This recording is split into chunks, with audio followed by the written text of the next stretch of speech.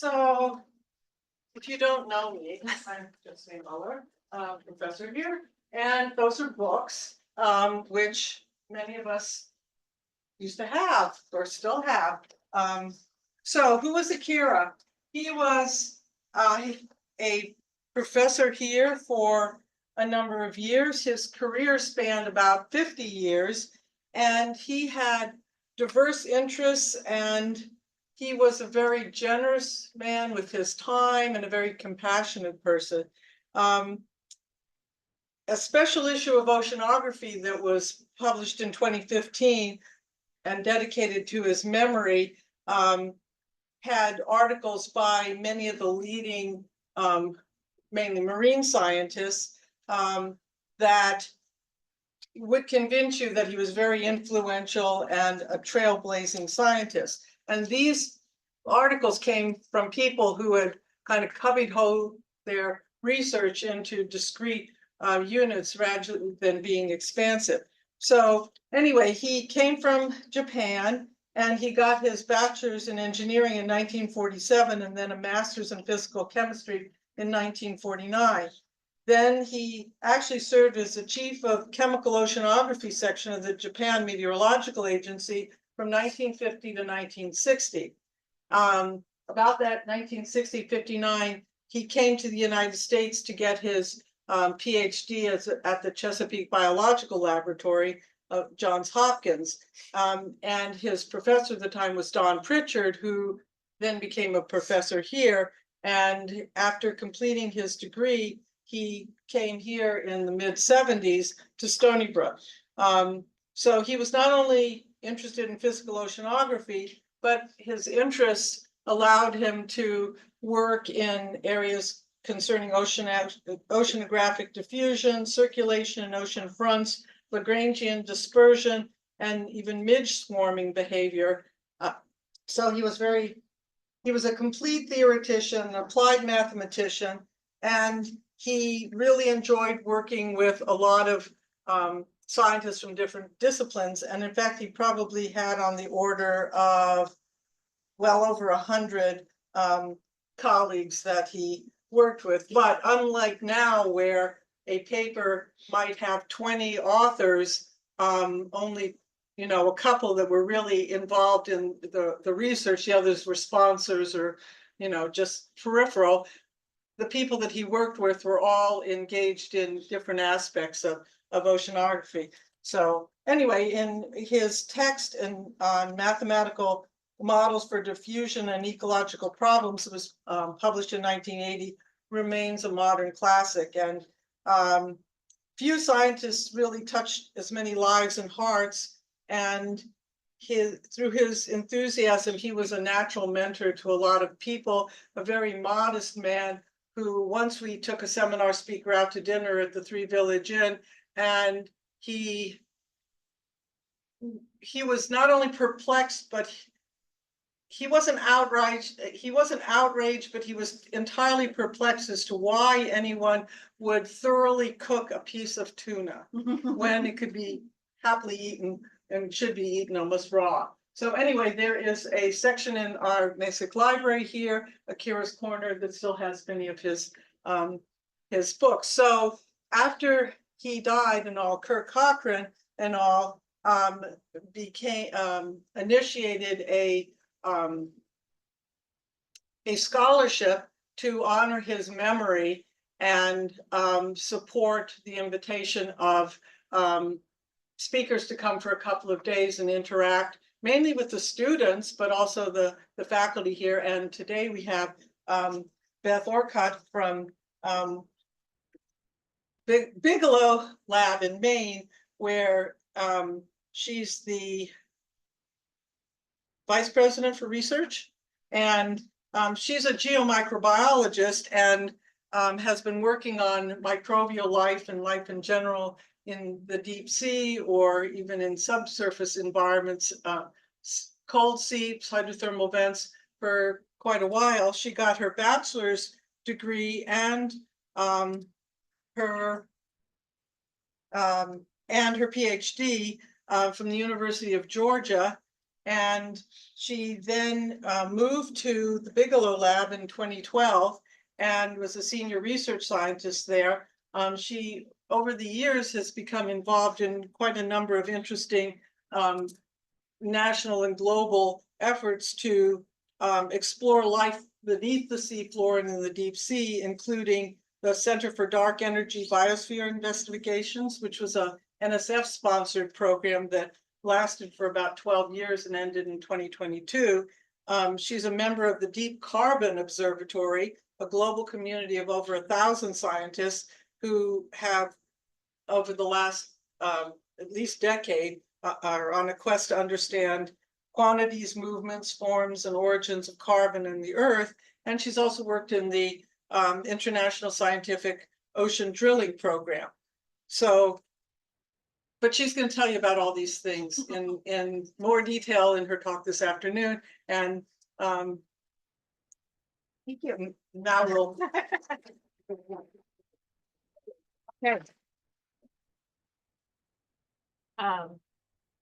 Thank you very much to the graduate students for inviting me for this honor. It's a real joy to be here. Hi to everybody online. See me in here. I wanted to use this as an opportunity to not talk too deeply about my science necessarily, but how my science connects to important societal topics. And how, as a scientist, I try to engage with different audiences in the science that I'm interested in. So we'll kind of go in different directions here, and I really look forward to the conversations that will result. And so really, this image is what kind of inspires this talk of the need to shine a light in the parts of the ocean that we don't get to see all the time, but that are very important to our Earth's system. And those are some mother octopus there brooding their eggs, just for reference. A little bit about where I'm coming from, and to add on to the very lovely introduction. Bigelow Laboratory for Ocean Sciences is in the mid-coast of Maine, up there on the Gulf of Maine. It is an independent research organization. We're not affiliated with a university. So all of our scientists are soft money scientists raising their funds to do research through grants and contracts. And engagement with the public about our work. And I'd love to have any of you come visit, just send me an email. And if you'd like to learn more about Bigelow, you can find us on the web. Just very briefly, Bigelow, currently, like the mission of our organization is really to study the foundation of global ocean health. A lot of our scientists focus on the microscopic realm of the ocean, from viruses up to zooplankton. But thinking about the impacts of that microscopic life on the larger ocean ecosystem, and increasingly thinking about how we can learn from our discoveries of how the ocean functions to try to come up with solutions to some of the most pressing problems that humanity faces today. So just a little bit of background about who we are, in case you weren't aware. So I want to frame the start of my talk with some of these big challenges that humanity faces and some of our collective goals that we're trying to work towards. So many of you know, this 30 by 30, you've probably heard about that or learned about it in your classes, this idea that humanity has set this goal for ourselves of trying to make sure that we conserve and or protect at least 30% of land, inland waters, as well as marine areas by the year 2030, 5 years from now, as part of a strategy to maintain a livable planet and to equitably manage our resources. How are we doing? So this is a couple years old now at this point, but the emphasis is we are not quite there yet. And there's also different categories of what protection means. Whether things are highly protected, minimally protected, etc. But the point is trying to get towards this goal and connecting to UN Sustainable Development Goal 14 about sustainable conservation of the oceans. We're not quite there. This is a graph, again, that's a couple years old at this point, but the trajectories haven't really changed, that we would need to really accelerate how we think about protecting marine ecosystems to reach these goals. So I think about that in one context. And then I also think about the fact that we as humanity don't actually know a lot about our ocean. Most of what we know is at the surface, right? So we have better maps of other planets than we do in terms of resolution of understanding what the solid surface of Earth looks like. We have really poor resolution maps of most of the ocean. And to put this in another context, this is a picture showing the areas of the ocean that are under the US's exclusive economic zone. The colors in these areas that border US territories, the pink color represents areas of the seafloor that are unmapped at high resolution, right? So a lot of what is considered US territory in the ocean space, which, by the way, more than 50% of the US's space is in the ocean, right? It's not just the land that we're living on, is unmapped. So there's a lot down there that we don't know about. And we often think about the ocean as like what we can see from the surface, if we even think about the ocean at all. If you remove all that water, you are reminded that there's lots of different types of environments in the deep sea. All these, the biggest underwater or the biggest mountain chains on Earth, right, are below the seafloor, or below the sea surface. These are places where you have hydrothermal vents, you have subduction zones, lots of different environments. It is not that long ago, like, yeah, I don't know exactly how long, but right, submarines moving through the ocean, like naval submarines, like have run into underwater mountains because they weren't on our maps and they weren't running sonar, right? So just to give you an example of how little we know of what's down there. And that fascinates me. That's what got me into science, was all of these habitats down there and an interest in studying the life that lives down there. I got inspired, I think, to be a marine scientist when I was a little girl in the 80s, watching documentaries about the rediscovery of the Titanic on the seafloor. That's a picture of Telly Savalas, which maybe people remember, but most of you in this room probably have no idea who Telly Savalas is. But anyway, he was the narrator of this documentary, and I like wore out that VHS tape watching this documentary because I found it so fascinating. And wanted to understand, like, what is going on down there? What is this weird part of the Earth that I like, what is it? Feels like another planet. And I've had the great privilege in my research of being able to go out and do expeditions on vessels like the Atlantis, using either robotic vessels, vehicles that can go down to the seafloor and shine a light on that deep sea, as well as getting to go in submarines and explore this other environment. And it, like, I don't know what it's like to go onto another planet, but going to the bottom of the sea sure feels like that.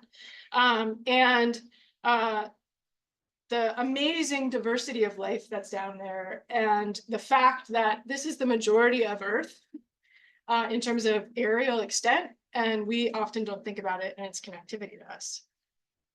So I want to give you one example of some of the research that I've been involved in and that connection between the science that we're doing and the policy that comes from this. And this is some field work I've had the privilege of being involved in offshore Costa Rica. So that's what the star, you can see it, represents down there.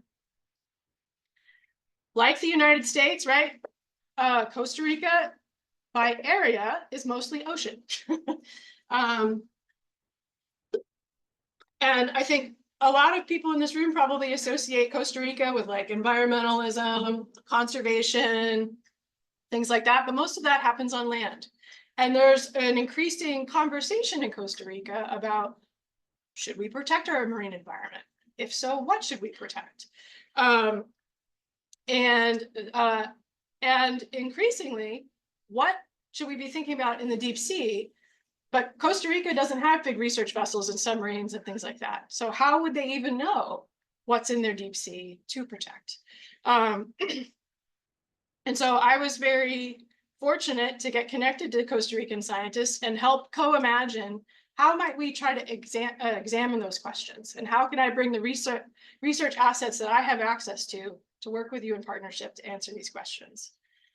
So before I even got involved, the Schmidt Ocean Institute had led an expedition trying to understand the connectivity of Cocos Island, which is out in the Pacific Ocean. It's part of Costa Rica, and it's protected.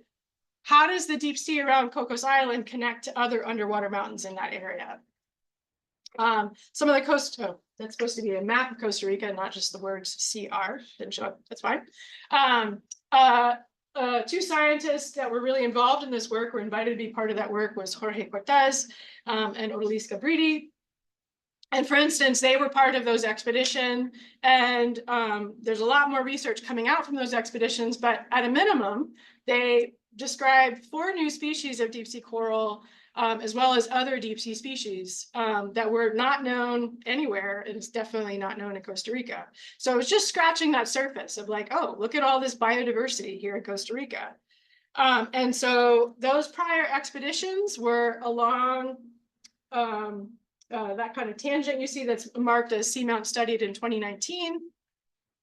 I had an interest in some of seamounts that were further north. And if you just kind of, it doesn't show up very well here, but you can see that the seafloor topography on the southern side is like much more rough. And the seafloor in the northwestern section is much more smooth.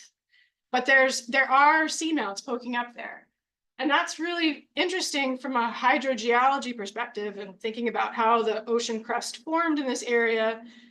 The area up in the northwest is anomalously cool for its seafloor, which means that water has to be circulating through the rocks in that environment much faster to be mining out heat. We were really curious to know, like, are there hydrothermal vents in this area? And so just to give you one example, this is a picture of one of those seamounts, multi-beam bathymetry. This entire feature is maybe the size of like 3 football fields end to end, right? So it's not very big. And if you did sensor tows over this, you would never see it as a hydrothermal system. But the data suggested like there has to be a vent down here somewhere. And so I was part of expeditions to explore this feature. Just to give you kind of a cross section of what I'm talking about in terms of hydrothermal circulation, because you've probably heard about hydrothermal vents, you've seen them in your classes, right? Black smokers, white smokers. You probably don't appreciate the fact that that water has to go into the ocean crust somewhere else to then come out at these hydrothermal places. And that's this idea of kind of a siphon effect that water is gaining heat as it's moving through the ocean crust. It becomes more buoyant, so it comes out, and that means it's trying to pull colder, denser water behind it. And so you always need these kind of at least 2 end-member systems where you have water coming out and water going in. And we were trying to find that in this area off Costa Rica. And so we worked with the Costa Rican scientists who were also very interested in the biodiversity. I come at this as a geochemist and a microbiologist, like, how's all the chemistry working? But they were like, I want to know the animals in these systems. So we worked together. There's a lot of scientists from Costa Rica. This was their first experience coming out to the deep sea, and it was amazing. And what we found is that this small outcrop had just a huge accumulation of deep sea octopus, which was a feature that hadn't been observed before. It's now subsequently been found in a couple other places, especially offshore California. So this was unlike a hydrothermal system that had been seen before.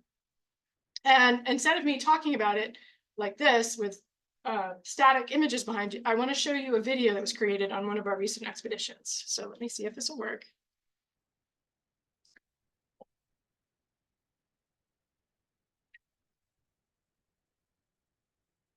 Costa Rica is about 90% deep sea, and most of it has never been explored. So this expedition has been really critical on local levels, on regional levels, and on global levels. Costa Rica is actually going to be hosting in 2025 the United Nations Ocean Conference. With Costa Rica in that leadership role, this cruise provides a brilliant opportunity to really allow us to take the science to decision makers at that forum and really put the deep sea center stage. Para la mayoría de la gente, el mar es eso, es una superficie de agua y no se imagina lo que hay. El fondo está a 3 kilómetros de profundidad y lo que estamos viendo ahí en el fondo es todo otro mundo de abajo. We have confirmed a number of our hypotheses and major objectives on this expedition.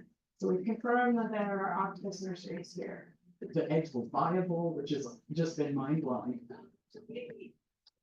We found things like a skate nursery. We discovered a new low temperature hydrothermal vent. It also has octopus brooding our eggs there. I was so excited. Beth was like, Rachel, go outside and scream. I was bouncing off the walls. Great moment for us.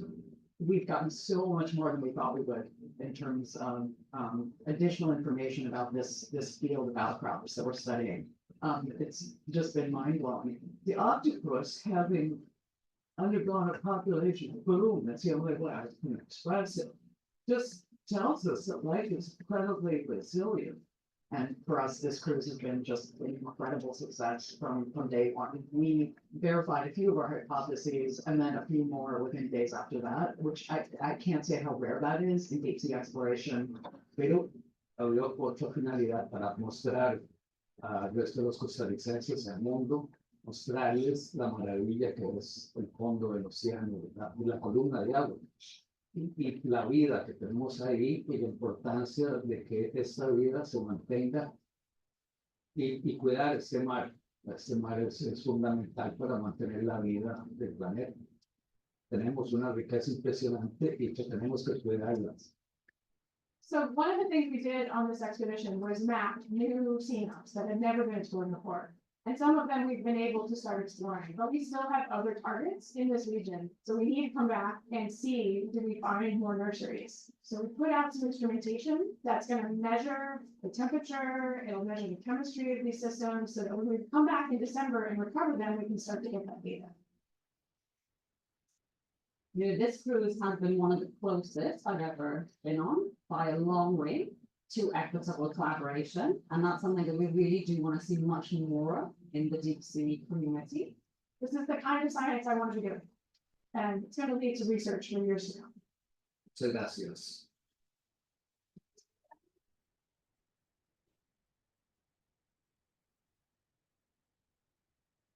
There's a whole, I realized I hadn't turned my microphone on and I don't know if it's working now. So there's a whole bunch of other videos from these expeditions. So that was just to give you kind of a taste of some of that work. Oh my gosh, what am I doing?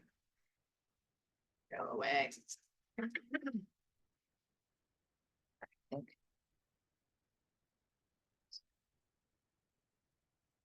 Oh, sorry.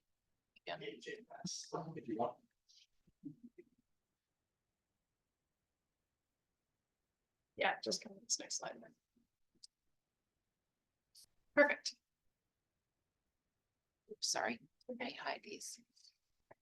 Okay. All right. So on those expeditions that we did in this area that had not been explored before, we found, importantly, that the seamounts were different. Some of them had vents on them, some of them didn't. Some of them were places where water was going in the seafloor, some of them places where water is coming out of the seafloor. That is really important for thinking about marine protection, because you can't just assume, oh, we've explored one seamount in this area, we know what's down there. But you actually need to go and visit it, right? This idea, and even in one seamount, it's not like we went over the whole thing. Imagine if you're a forest ecologist and you are trying to describe your forest in the dark at night with a flashlight, and you go up the mountain one side. Would you say that you know the whole ecosystem on that mountain from that one visit? That's essentially what deep sea microbiology and deep sea discovery is like, right? We often can't go over the whole seamount. But even in the short exploration we did, we could see these important differences. And so this really speaks to the importance of more deep sea exploration to think about deep sea protection. In just a few weeks, we found 3 nurseries that were not known, 2 for octopus and 1 for skates.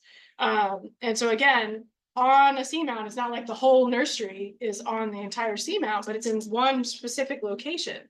So you would want to know that for thinking about marine protection. Also on these expeditions, we were learning new things about animal behavior. So the pilots of these ROVs were fantastic. We saw a baby octopus born, and we followed it up into the water column, like for hundreds of meters, to see, like, what does a baby octopus do after it's born, right? That had not been documented before in the deep sea. And just on these short expeditions, we collected over 300 different specimens, and they're all archived in Costa Rica. They did not come back to museums in the United States. They stayed there to help build capacity for understanding deep sea ecology in that country. And many of these species are unique. I'm very excited to say that yesterday we learned that one of the octopus species that we nominated for mollusk of the year was voted on. So the Dorado octopus is going to have its genome sequenced as part of winning that honor. So stay tuned to learn more. But again, this all really connects to that topic of what parts of Costa Rica's ocean should be protected. This is a map showing kind of the connectivity of Costa Rica's exclusive economic zone, as well as Ecuador and other countries. You've got the Galapagos down here in the bottom left. Parts of Costa Rica's ocean are protected. So that blue circle in the middle represents Cocos Island. That area is fully protected. There's an expansion zone around that to protect more area, but there's a lot of conversation going on in Costa Rica about should we expand marine protection? And the red box shows you the place that we studied, right? So is that worth protecting?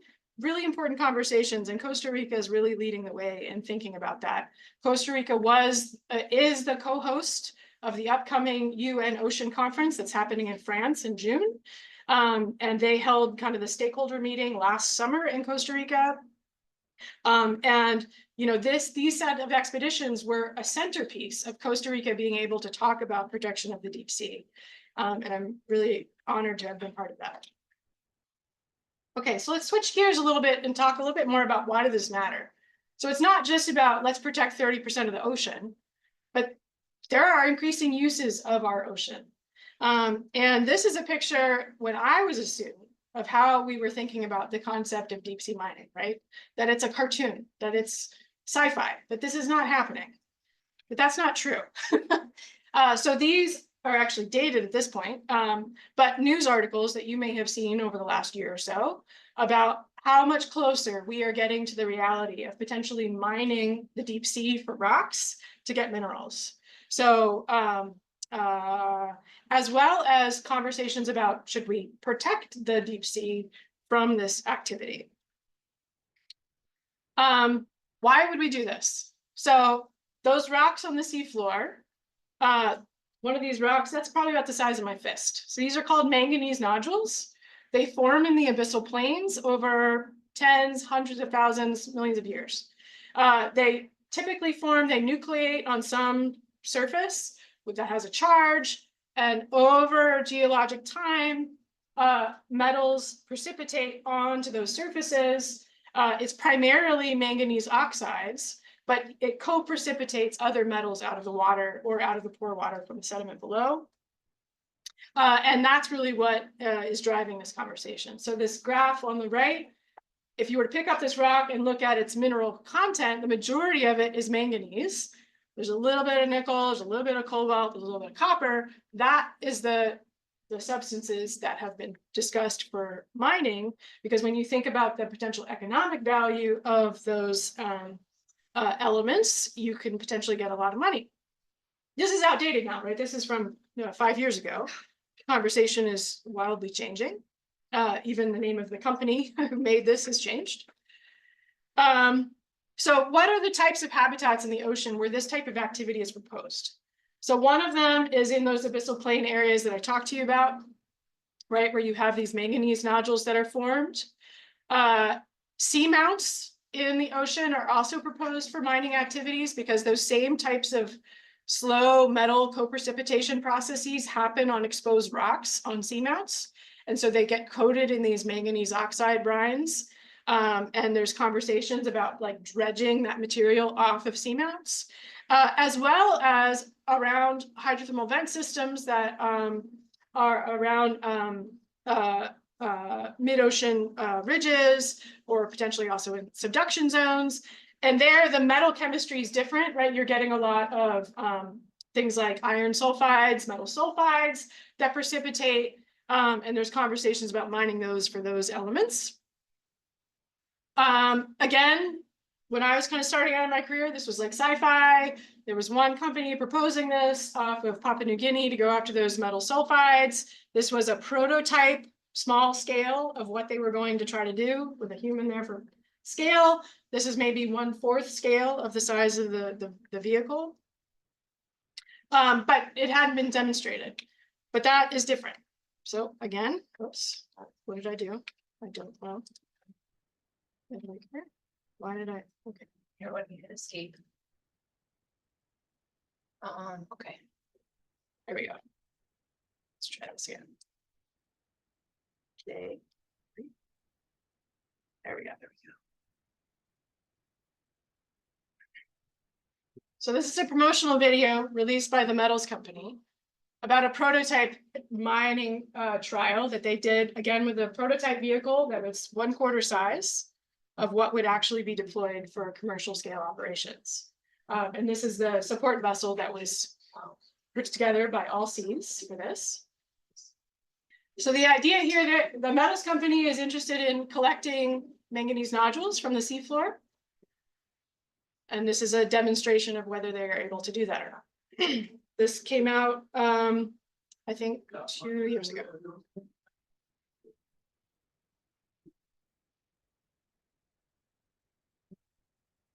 They're not as happy as researchers. Yeah, not as much hugging. But you can see like the industrial scale of this activity, right? And this is just a prototype.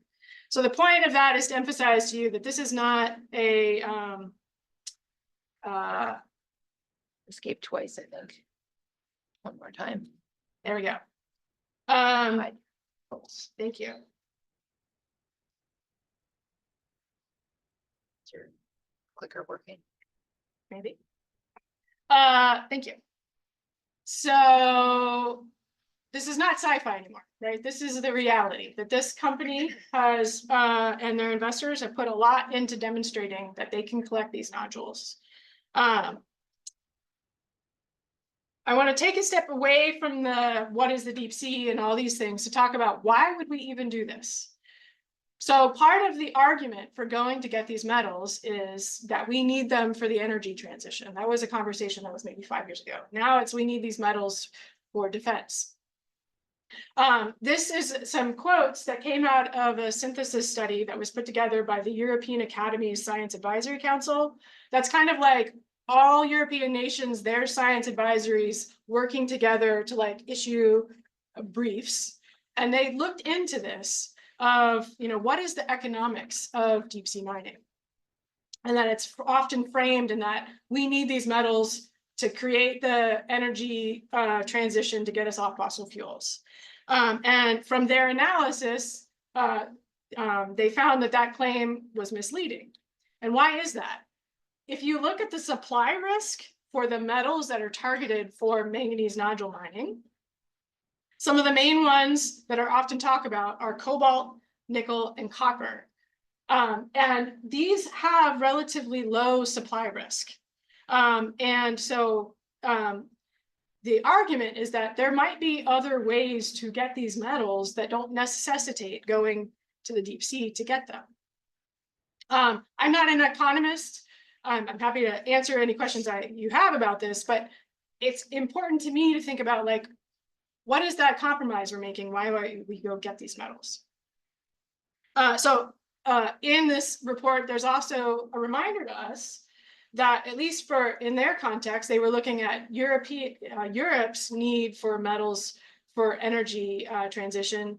And their argument was we can get up to 3/4 of what we need just from better recycling of the materials we already have in production. So again, what is the necessity for this? Coming back to then thinking about this activity, I think it's hard for us to conceptualize, like, what is the scale of this potential activity? So if you look into the details of like, what area would a metal contractor, mining contractor need to drive the little mining machine around to collect nodules for this to be economically viable with whatever the numbers were a couple of years ago? any single contractor would need to basically mow down 120 square miles every year for the 30 years of their contract to be economically viable.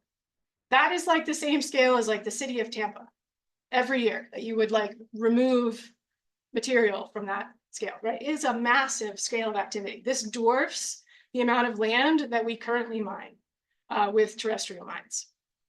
And that's just the direct impact on the seafloor. The mining activity itself will create a plume of disturbance in the water column. And depending on where the activity occurs, that plume can travel different dimensions, but there's also going to be what's called a dewatering plume. So the mining machine will go along the seafloor, collect the rocks, send them up to a ship. You saw that word centrifuge thing, right? To kind of pull the water away.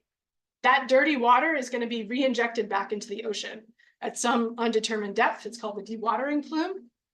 That's going to have a bunch of sediment, crushed up rocks in it, and re-injected into an environment that's one of the most pristine, particle-free areas of the ocean, right? Abyssal plains are under ocean gyres where there's very little primary productivity out in the ocean, right? So we're going to be really changing those environments. And there's a lot that's not known about what those impacts could be. So here's kind of a schematic of what those seafloor impacts would look like and the plumes that would be created.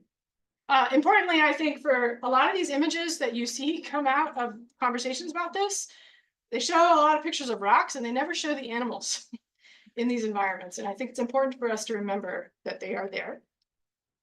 So here's a study that was done, let me back up. Way back in like the 80s, there was experiments done to kind of experimentally understand what the impacts of this type of activity would be. And there were areas of the seafloor that were experimentally dredged to like remove nodules and create sediment disturbances and kind of see what would happen. Decades later, scientists went back to some of those sites to see like what happened. Did they recover? So here's two pictures from that study. One is of an area that has a bunch of nodules, right? And you can see the nodules. You can see some charismatic deep sea life like a sea cucumber. And you can also see an example on the right side of seafloor that doesn't have a bunch of nodules, but hopefully you can see some like squiggly lines. Those are like tracks of animals that have moved through this area, right? That's it. Another indication of like healthy deep sea, right? You've got animal activity in those spaces. When they went back to the sites that had been experimentally dredged, they looked like they had been freshly dredged, and it was 35 years later.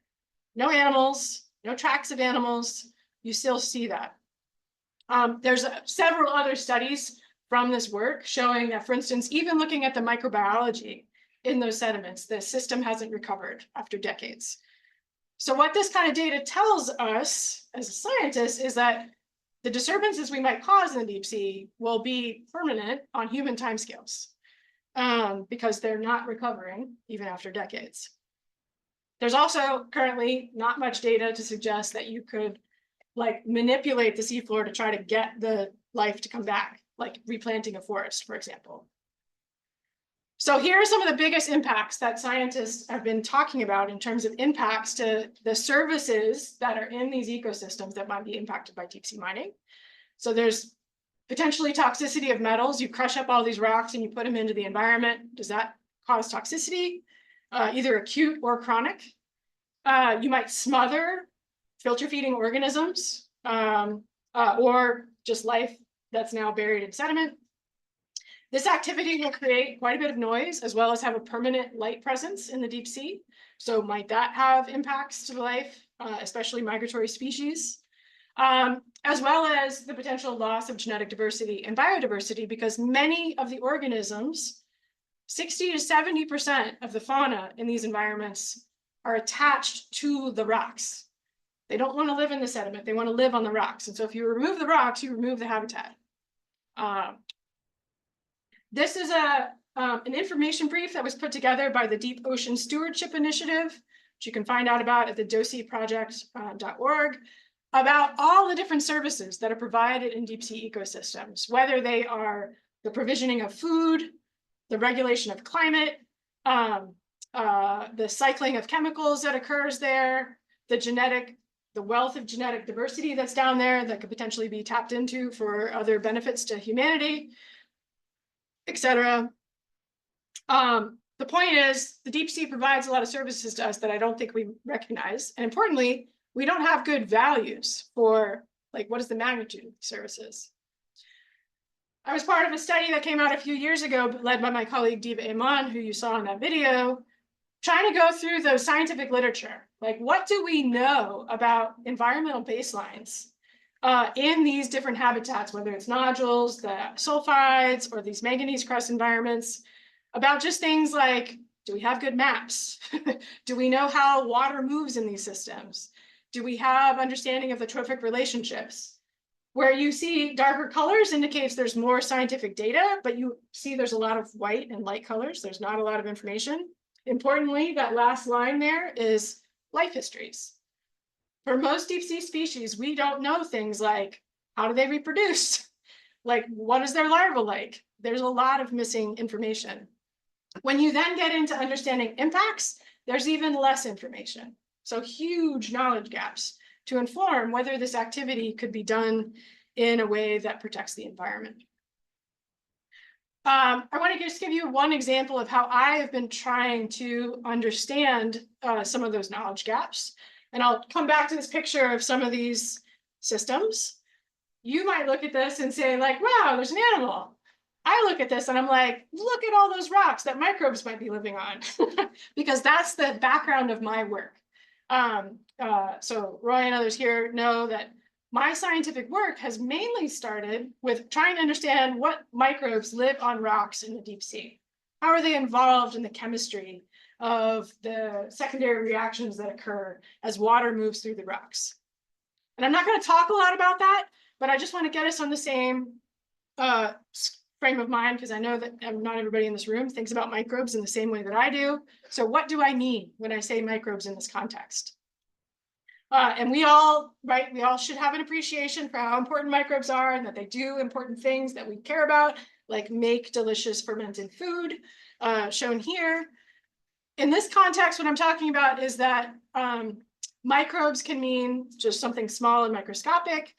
In this context, I'm also mainly referring to like the bacteria and the archaea, but viruses, yeast, like all the microscopic life is in this context. But I'm mainly going to focus on our understanding of things like bacteria and archaea. And importantly, what services does that group of life provide, and how might that be impacted by deep sea mining to try to get at some of those knowledge gaps?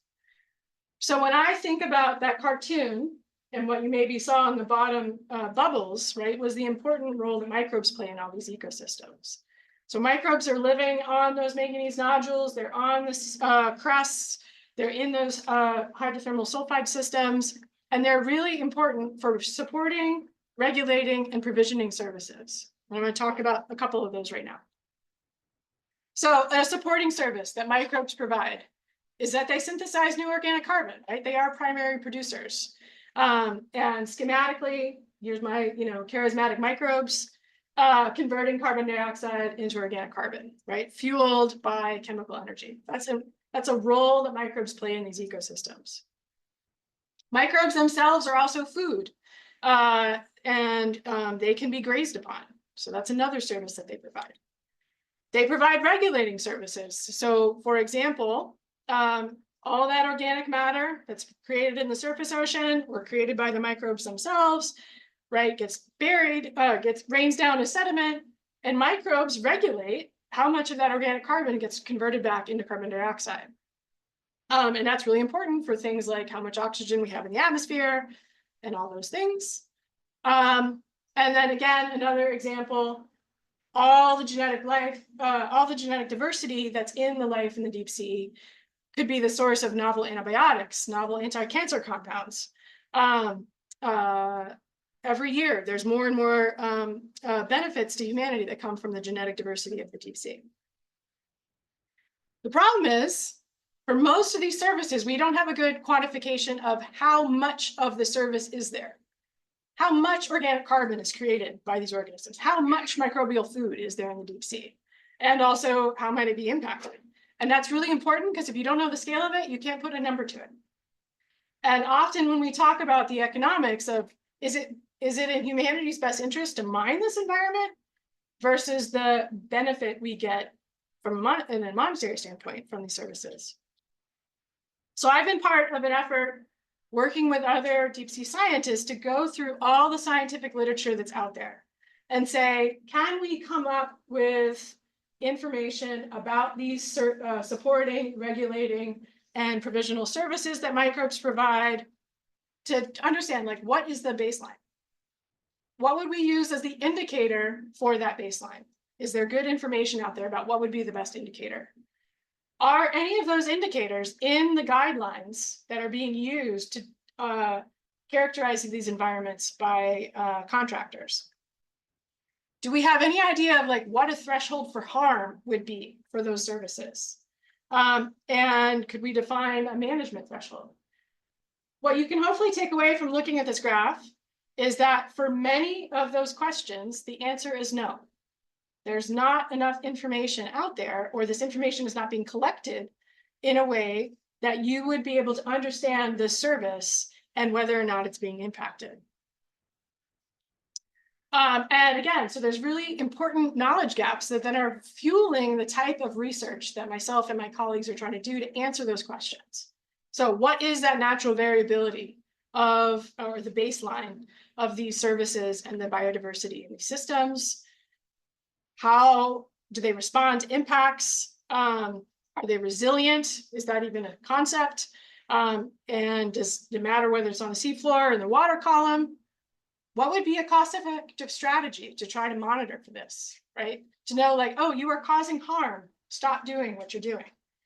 Because if deep sea mining happens, right, it's far away from us.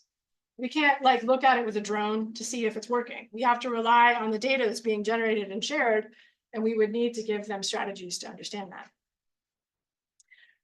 Okay, I want to talk a little bit about policy here for a second, because again, these questions are guided by the need to inform this industry. And you might be asking yourself, like, who gets to decide if we mine the deep sea? This group of people. This is the International Seabed Authority. They meet in Kingston, Jamaica. That's where the International Seabed Authority is gathered, or headquartered. And they've been working for decades now to figure out regulations to decide should this industry occur in international waters. Importantly, for all of you to remember, is that the United States has never ratified the Convention on the Law of the Sea. So we are not a member of this body. We participate as an observer, but our nation is not part of making decisions. And that's really important for me as a scientist to think about how I engage with this work.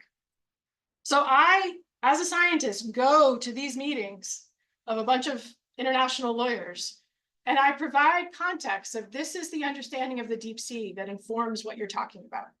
I have no training in how to do this, but it's this is not what I was like went to school for. But it's important for scientists to be part of those international conversations about these types of topics.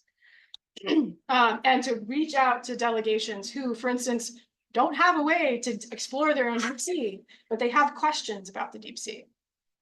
And to provide, we offer events where we talk about the science, we write policy briefs, et cetera. And I'd be really happy to talk to the graduate students about how to get involved in that kind of work, because it's really important. This is a very hot topic, and maybe this will come up in the questions. Currently, 32 nations have taken a public stance against deep sea mining. So France has said there should be a ban. Several other countries have said there should be a moratorium, we shouldn't start this activity yet, or like we should be precautious. But saying like, we're not ready for deep sea mining yet. Companies have also said, we're not ready to take deep sea metals into our supply chains because we have no confidence that this is going to be done sustainably and meeting environmental, societal, and governance rules as part of our ethos as a company, right? And you probably recognize names of some of those companies. So there's also changing economic drivers for this activity. To the point that this has even like become so topical that it's like joked about on late night TV. I don't have enough time to talk to you about all this and how we try to interface with science and policy. and what the latest and greatest is about deep sea mining and the deep sea studies. But I'd like to encourage you to check out the website for the COBRA project, which I co-direct, where we have monthly webinars where we invite scientists to talk with policymakers about what they need to know to inform this decision making. And would welcome you to participate in those events.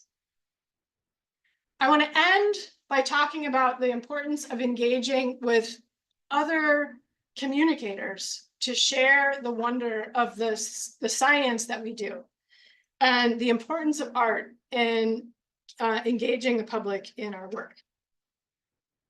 I'll start with this cartoon by XKCD. At the top here, in case you can't read it, day 44, still stranded with nothing but flat, empty water as far as the eye can see. Our view of as humans of our ocean is typically of that surface, and we don't appreciate what's going on below. How do we share that wonder? Not only was I inspired by watching the Titanic documentary, but I was also massively frightened of the ocean because I watched Jaws when I was little, right? And so I didn't think I could be a marine scientist because I didn't want to go in the ocean. That's not true. There's many pathways to be a scientist. And I love sharing the story of this deep sea. But most community members don't want to talk to me because they think, oh, a scientist, you're boring, right? How do I engage the general public in my work? How do I get them to connect to the deep sea, even though it's the largest place for life on Earth, and yet it's so far away from us?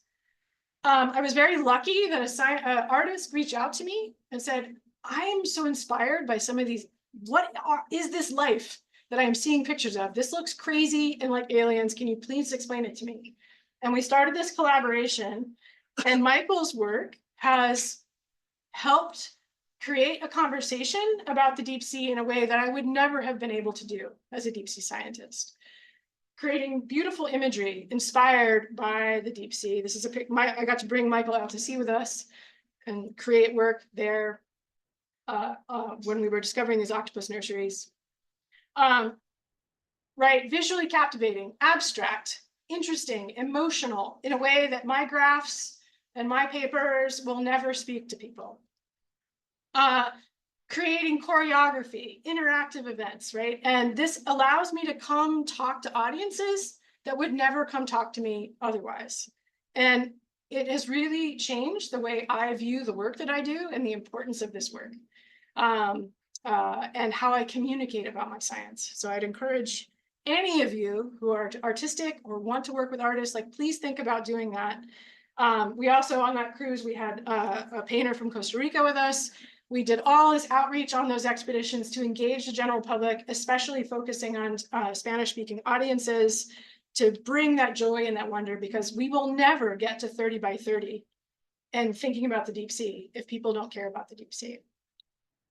And what I want to end with is this, what gives me hope is that the global moratorium, for instance, on whaling, didn't happen because scientists said we needed to protect whales. It happened because someone made recordings of whale songs, and that got turned into like a public phenomenon. People bought records of whale singing, and it got them to love whales and wanting to protect them. And that is what led to the moratorium. It wasn't the scientists speaking about the importance of it. So engaging art and thinking about life, if we want to try to make a difference with our work, we really have to think in those dimensions. So I will just end here, and I'll turn the sound off to say thank you for listening to me. Hopefully there's time for questions. And I wanted to leave this video up just to inspire you by some of those animals that we discovered on our expeditions. Thank you very much.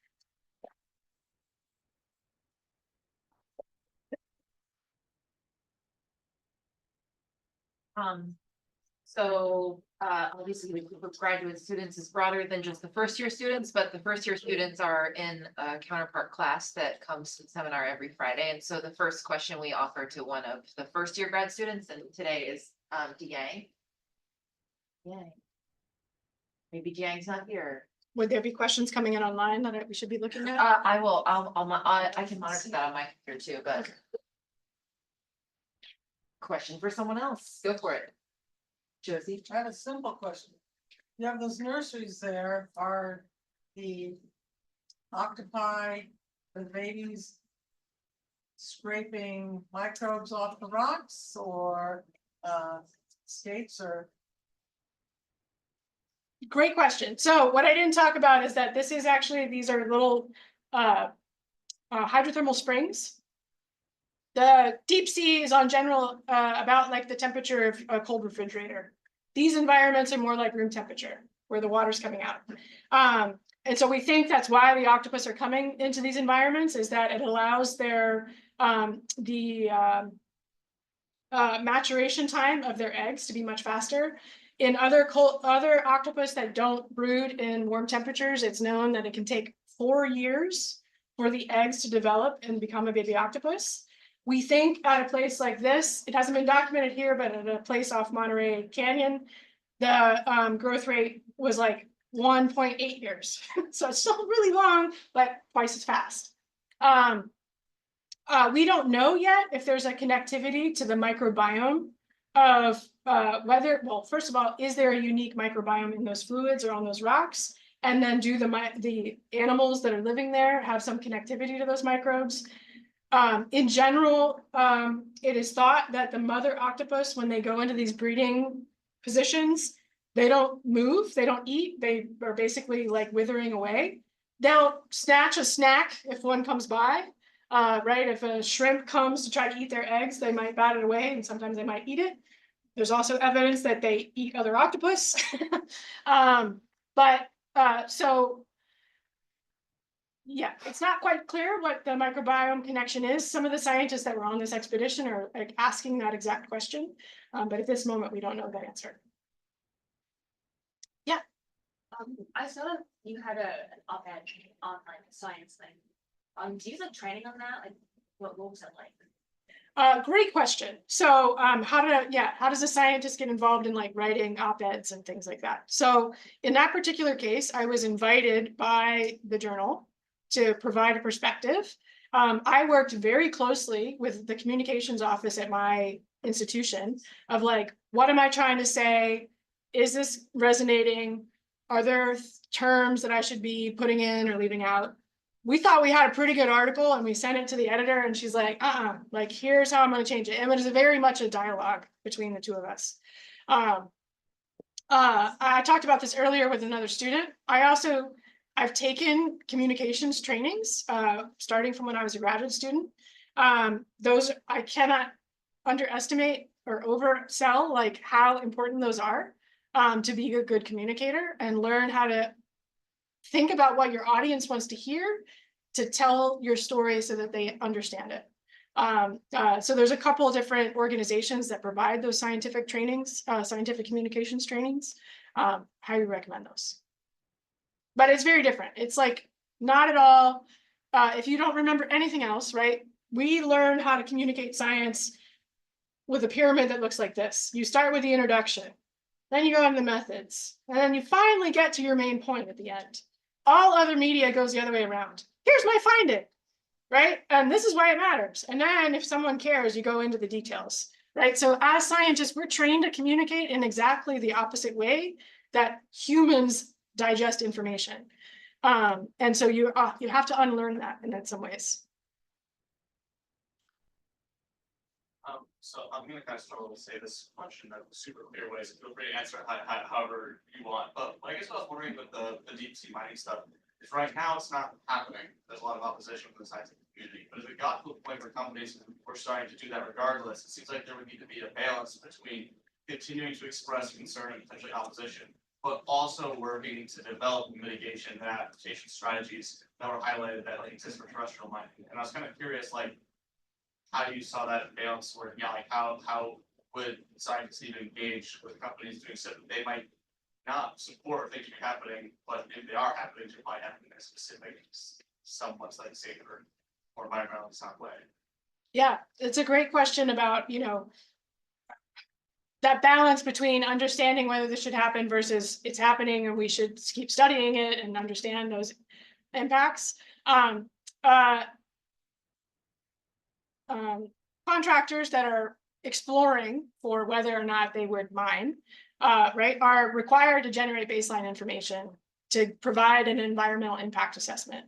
they have engaged scientists, like a lot of science has come out of that exploration work. They've invested more in some of that. Some of those companies have invested more in understanding baselines in those ecosystems.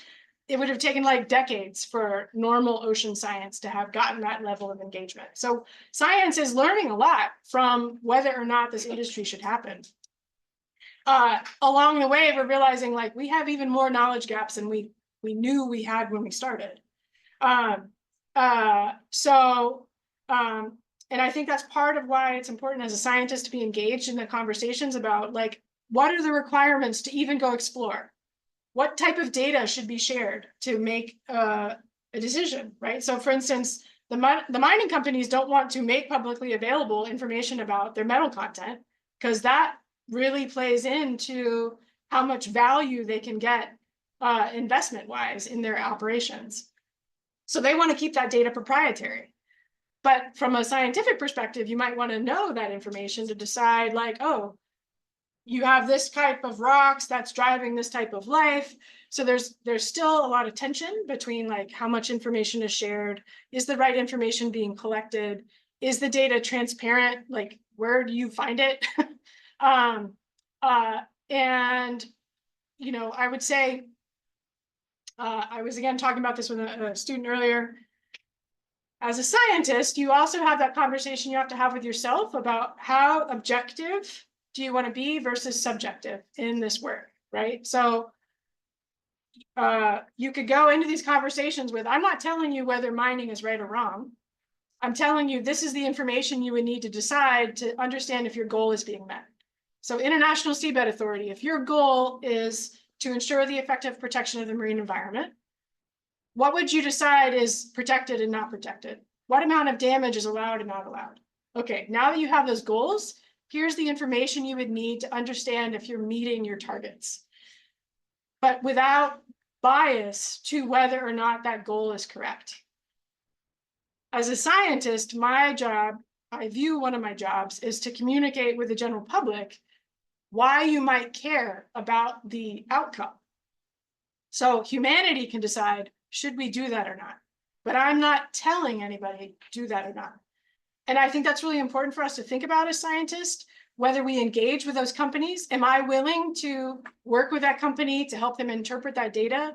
Will that ruin my reputation within my scientific community? Will I be viewed as biased? There's a lot of conversation that happens in the community about that, right? Like it's an opportunity to learn, but there's maybe a trade-off in deciding to do that. So I'd be happy to talk more about that at lunch with you, but thank you for the question. There was a question up front. I don't know if you still have it. Yes, my question was, so what does deep sea protection look like? Would you say it should be like formatted the same way MPAs are designated, or should it be more of like interconnection between different countries collaborating on things? Because the ocean is fluid, it's like together, it's not separate entities, you know? So like, Yeah. what does deep sea protection look like to you? Great question. What does deep sea protection look like? And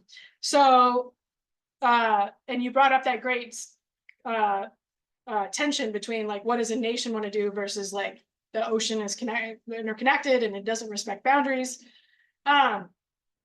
So for example, some conversations are like, you could protect the deep sea by like not allowing trawling, but you could still have surface ocean activity happening. You could still have longline fishing, for example.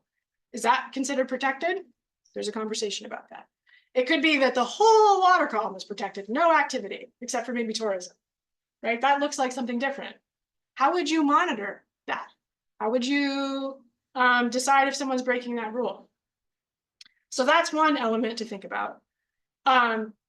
You know, these expeditions that I talked to you about and talking about how Costa Rica has really taken a leadership role in thinking about conservation and protection of the deep sea. You probably also know that in that same time frame, the international body to come up with rules about the considering biodiversity beyond national jurisdiction, often referred to as the High Seas Treaty, right? This idea that to reach those 30 by 30 goals, we need to also protect international spaces. Costa Rica is really a part of conversations about like that corridor that goes from the Galapagos up to Costa Rica crosses many nations as well as international space. Should we think about creating like a marine protected area that goes across nations, that goes into international waters? So it's like a nascent conversation. And you guys are going to be part of figuring that out as well. So, yeah. Thank you so much. Okay. It's really inspiring talk. Yeah.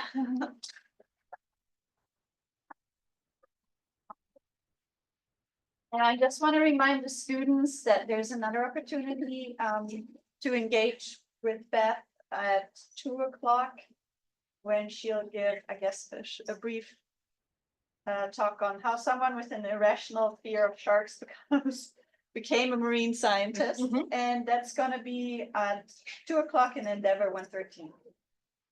Okay, great. Thank you all. Thank you.